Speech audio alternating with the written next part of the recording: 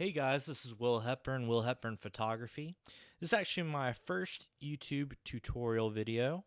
And what I wanted to do today is I want to show you guys how to use the spot removal tool.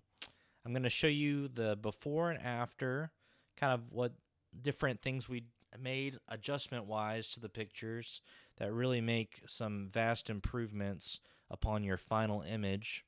So what I'm going to do is I'm actually going to reset, and then we're going to start fresh with this image right here. This is actually my beautiful fiance Robin.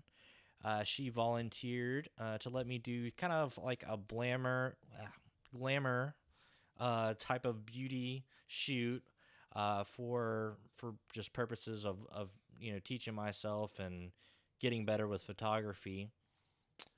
So what we're going to do is we're actually going to go over here to Lightroom.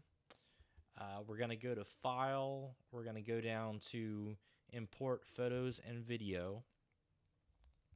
And why you want to do this is it allows you access to your card that you use on your camera.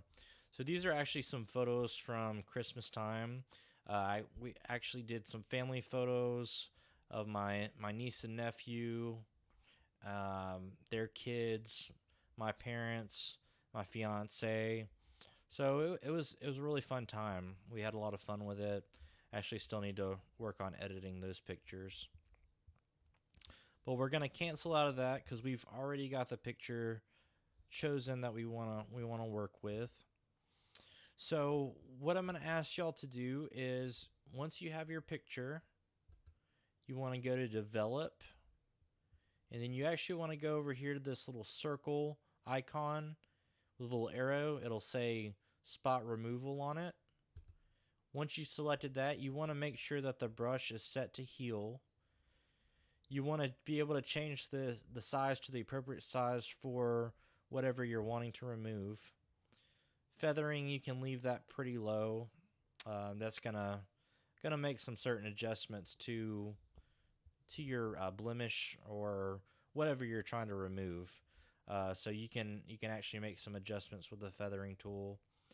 Opacity, I usually like to keep this around 100.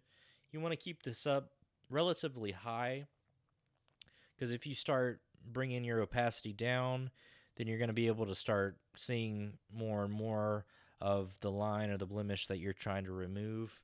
So, and it kind of defeats the purpose of healing with that brush, because you want to keep it all the way up so you can no longer see the blemish anymore. So what we're gonna do is we're gonna go over here, over the navigating section. Fit is basically just gonna show you just the entire image to fit the screen. Fill is actually gonna zoom it in closer. What I really like about this is you can really get in close. You can see the different things that need to be removed on the face. Luckily she's got really great skin, so I really don't have to do a lot of crazy work to her skin per se. It's just going to be real simple. So we're going to go 1/1. We're actually going to move this little square around, and it's corresponding with the photo. So we're going to go over, we've already got our spot removal selected. So we're just going to hover over the areas that we want to be able to change. And you can start to see that it's removing, everywhere that you move the mouse and click, it's finding another area, and it's putting a more suitable part of the skin. Because basically what it's doing is whenever you hit on the blemish, it's actually going to be matching with a close part of the skin that can match up with your blemish. So you typically want to keep it real close by, because then that's kind of going to be more of an accurate part of the skin that it can match up with. And accuracy goes a long way, especially with editing. And sometimes you'll notice like Lightroom, it'll kind of match up with an area that maybe doesn't look the best. So you kind of have to play around with it, kind of move it around some different areas and just get it to match up best with what you're wanting to do. So now that we've established that, you can just see these like little lines.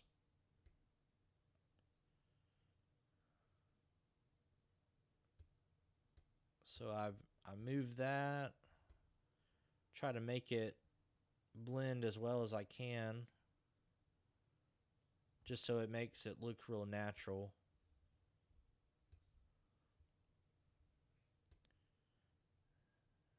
And you can see sometimes it does a really good job, and other times it may need just a little bit extra work.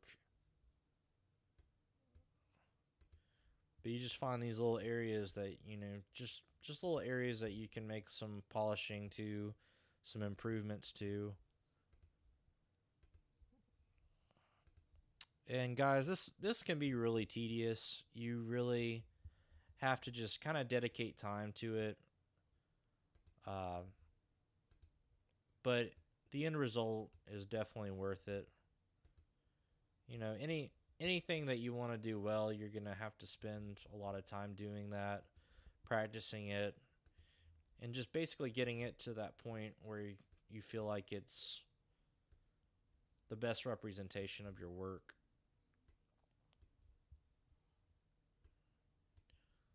So now that we've done that, I'm kind of going to do like a little side-by-side comparison. So I'm going to go ahead and hit done. And then I'm going to do a little side-by-side. So you can tell, you can see like little areas right here and there where the spots used to be, where the line used to be. It's not there anymore. Of course, I missed that little area. You could probably get rid of that little spot. But to me, the skin just looks a lot better. Because a lot of times those blemishes, they really just distract you from your model. And it just makes it more difficult to really enjoy the image as it was supposed to be intended. Alright, and the last little thing I was going to show you guys is the fact that you can zoom in. You can actually get rid of these little lines, because a lot of times, especially on a female model that you're taking pictures of, you want it to look as flattering as possible.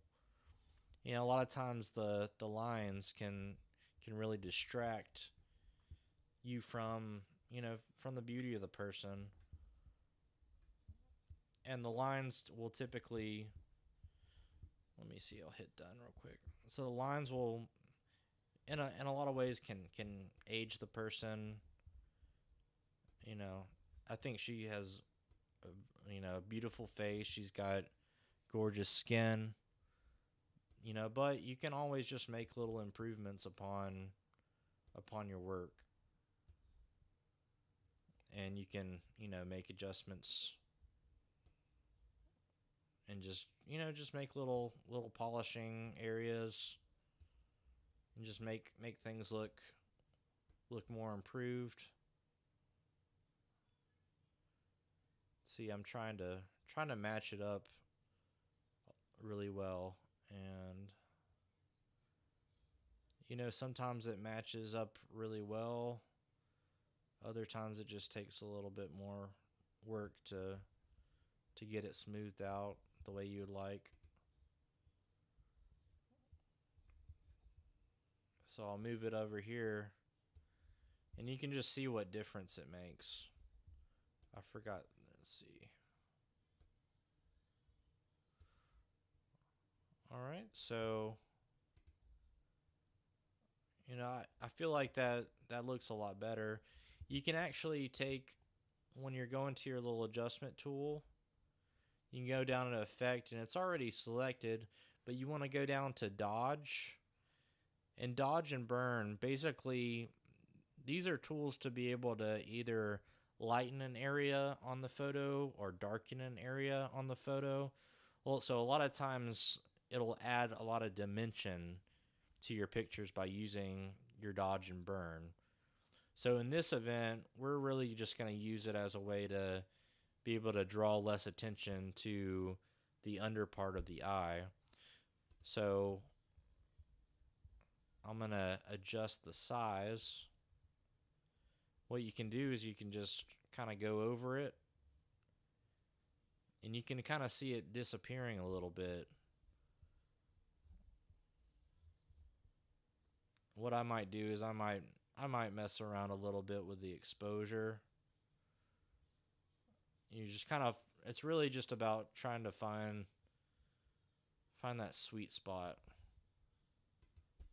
So let me delete that part really quick.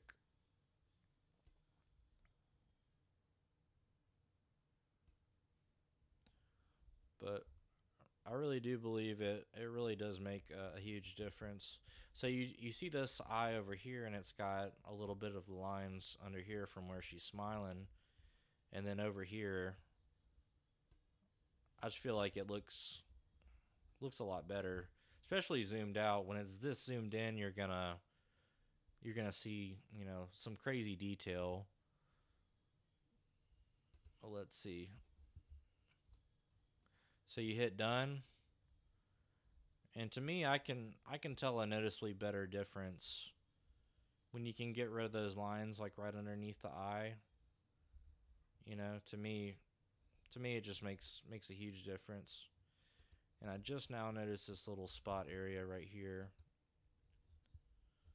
So what I want to do is I want to go over here. I want to increase the size. All right. And you can see right there where it just automatically, it's just removing these different areas and trying to find the best areas to duplicate.